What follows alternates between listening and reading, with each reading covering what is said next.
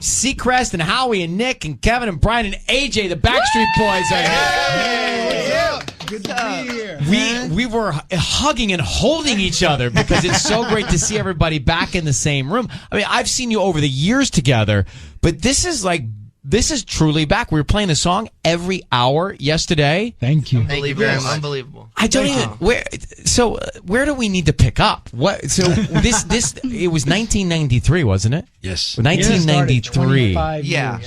25 years ago. So how old were you? I know you're different ages, but how old-ish were you guys back then? When we formed in 93. Yeah. Yeah, I mean, you can gauge it. I was 13. Wow. I was 13. I was 14. 14. He was like 15. I was 22. So you could drive. It's only one driver's license? No, I was 18. You were 18. I was 18. But 19. So one drinker, one driver, and a bunch of students. Yeah, we had a designated driver. I was in college. It's amazing, though. How do you explain? I mean, Brian, how do you explain how everybody still has the same emotional connection to the Backstreet Boys, new and heritage fans? Mm-hmm. Ooh, from a fan perspective, yeah. I think we tapped into an emotion, man. Music is an emotion; it brings people together. We really didn't know. In the beginning, early days, recording with Max and Dennis and all those guys in Sweden, we didn't really know. We kind of hoped that we had magic and we wanted to build a life and a career in the business, which is really unheard of in today's world. But, I think it's just that connection with the emotion of songs and great melodies, and we're passionate about what we do, and we take long. It's been 5 years since we've had something on the radio, and thank you guys again, it's for playing great, the it. song. Thank you for giving us a song. Yeah, but we're particular, we're our worst critics, and I think it's just tapping into that emotion of a song and knowing that we're fans too. We've shared a lot of memories over the years with a lot of people. We're just fortunate to still be doing it. We got mixed emotions. Is everyone married? Yeah. Yes. Yeah. Married, kids. With kids. With kids. Yes. I've got a 15-year-old, man. He's Why got you his, look he's got his, 16? Dude, man. He's got his learner's permit. He's got an F-150. He's driving around. Wow. I thought I was stressing. Listen, I thought I could stress it as a Backstreet Boy. This is father, worse. Oh my God, it's Are you guys, because you had liberal teenage years, are you strict disciplinary parents? Well, I have the only girls, so That's called karma. what's gonna happen when they're teenagers is yet to be seen. But yeah, I'm freaking out. AJ's freaking out. Freaking out. That's karma. My 5-year-old is like literally already boy crazy, and she's in kindergarten. It's like, why? No. Well, that's what was going on, by the way, for parents of kids. They were doing it to you guys. Totally. Yes, exactly. So it is karma. It is. Hey, Nick, tell me about how this song came about and what made you guys decide to put out this single. Well, we actually there was a song that we had done, that we recorded that was submitted to us. It was called Prophecy, I think it was called, and it was written by this gentleman named Stuart Crichton, incredible writer. Actually, he worked with Elton John and some people in the past. He came and saw our show in Vegas, and he really we recorded the song, and it was great. But he's like, "Listen, I want another shot to go back in the studio, see if I can come up with something for you guys." And so, he went back into the lab and submitted this song, and like literally, we fell in love with it. I mean, we loved the melodies, the beat, just the passion behind it, just the energy that was in it. We felt like it was something that could really represent, who we are with our vocal harmonies and the things that we are as Backstreet Boys, and we felt it was perfect. It's got the word heart in it, so that's that works for you guys. It's consistent. We're consistent. If there was no heart, the song is just done. It was also co-written by an artist by the name of Rabel as well. Yeah. Rabel. Yeah, he's dope. I know that. We went to a showcase of That's his. right, yeah. Yeah, he's amazing. When you guys go on tour and you all got kids and you're all married, what kind of a caravan rolls into every city, and what kind of setup is there backstage? It's definitely a convoy. Yes. We all follow behind each other in our buses. Now at this point, we decide we don't want to make any money. We just spend it, on the on kids, the buses. on the buses, to be comfortable, to have our the families. playgrounds that are on wheels. Yeah, definitely. I mean, we used to joke about how we'd have bottle service.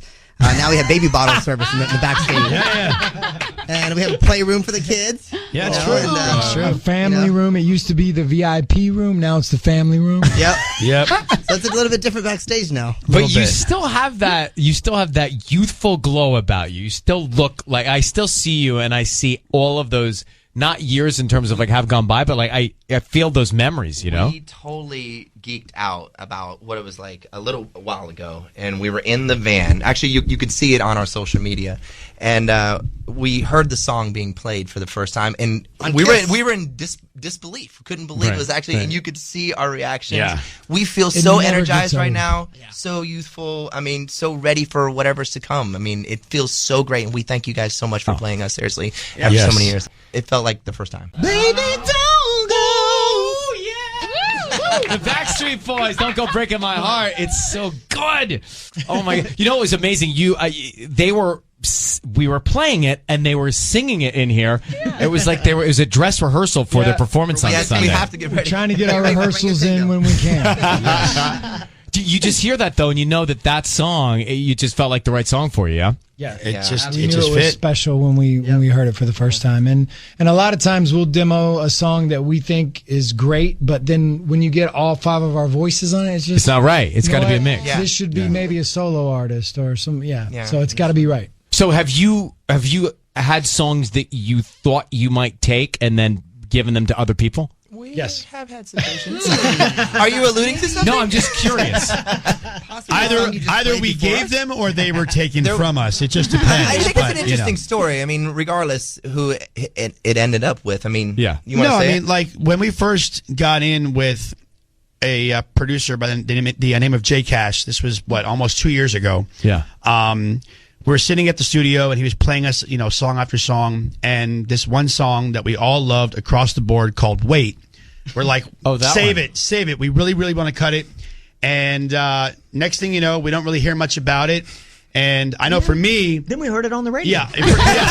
literally. No, we heard Adam and him are Yeah, really good friends. They're really good friends, but He said that he had but heard the still, song and was possibly yeah, considering it. hearing it on the radio and it not being us, I was like, oh man. Because it's a great. Well, I mean, it But fits. Adam killed it. He killed Well, it. it Yeah, fits of him course. perfectly. Yeah, It does. I mean, It does. You never know. That's what's By the way, what we don't understand is all this stuff that goes on behind the scenes. Like, I had no idea about that. All right, I want to talk about Wango Tango, and then I want all of us except for Kevin and Tanya to look at each other. All right, and I'll explain in a second. All right, this is something we've been waiting a lifetime to share. But first, Wango Tango. Who wants to run down what people can expect on stage? Nick, you want to tell us? Literally, we're going to be bringing, a portion of our show that we do in Vegas. I mean, larger than life, over the top.